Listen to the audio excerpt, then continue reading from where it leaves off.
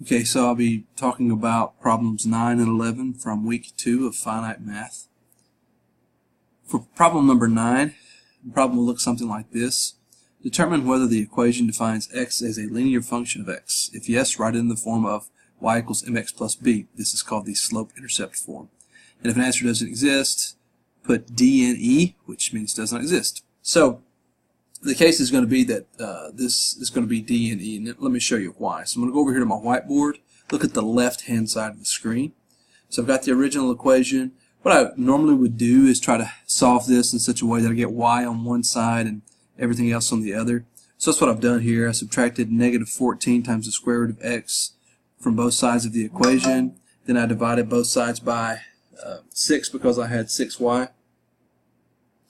And ultimately that leaves me with y is equal to 7/3 times the square root of x.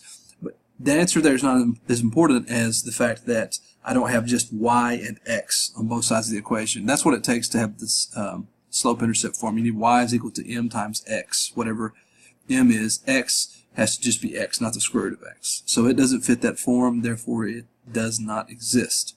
Now let's look at problem number 11.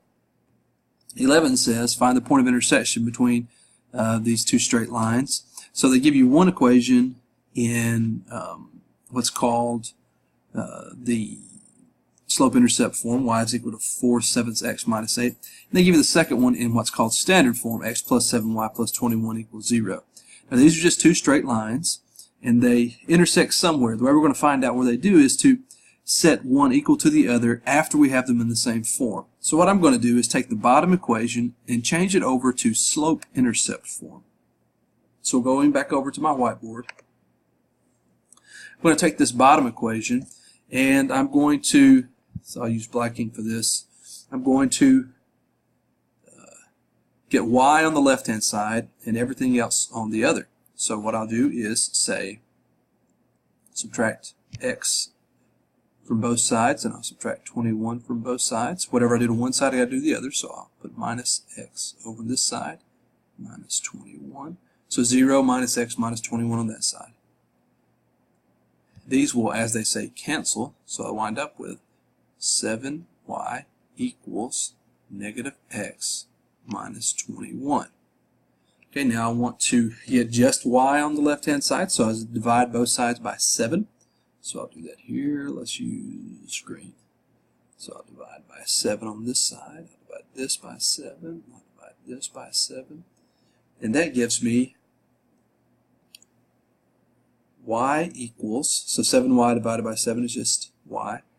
Y equals, now negative x over 7, I can rewrite that in slope-intercept form as negative 1/7 x minus, and 21 over 7 is 3. So now I have changed, let's try that again. Now I have changed that second equation to also be in slope-intercept form. So my two equations are y is equal to 4/7 x minus 8 and y equals negative 1/7 x minus 3. Okay, so now that I have that information, I'm going to clear the board and start over with that information. So I've written it down. So here we go.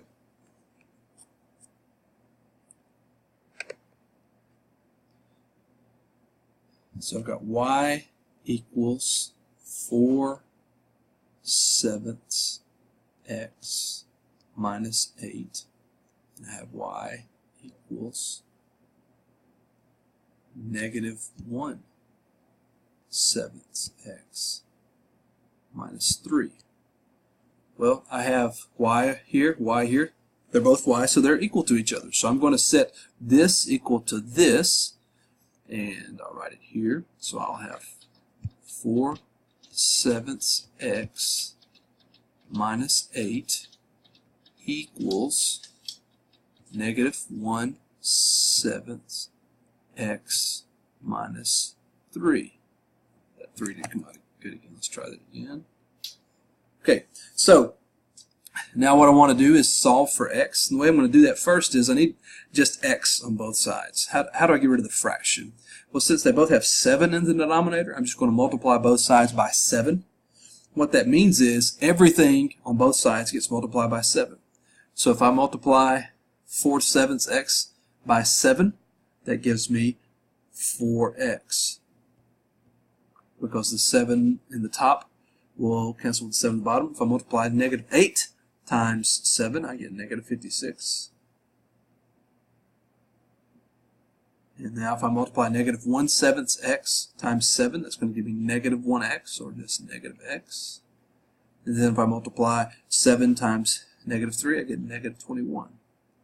So now I've got a situation where I have x on this side, x on that side. So I want to get all the x's on one side and everything else on the other. And the way I'll do that is, first of all, I'll add x to both sides.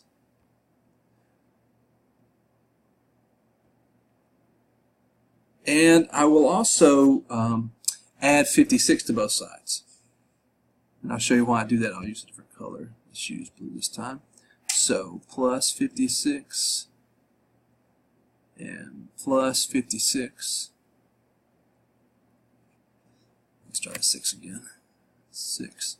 So here, -x plus x, those will just cancel. So those are going to be gone.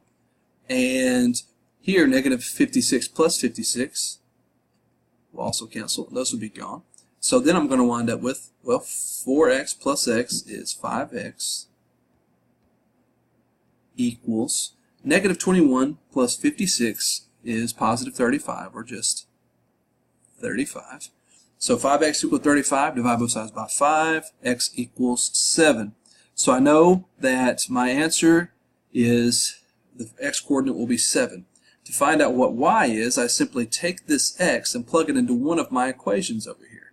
I'm going to plug it into this top one, but you could do either one. So I'm going to have y is equal to 4/7 times x. But remember, x is 7. So 4/7 times 7 minus 8.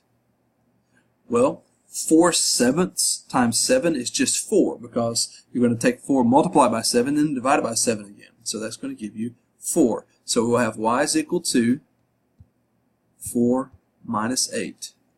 4 minus 8, oops, that's an ugly 8. Let's try this again. 4 minus 8, then that's equal to -4.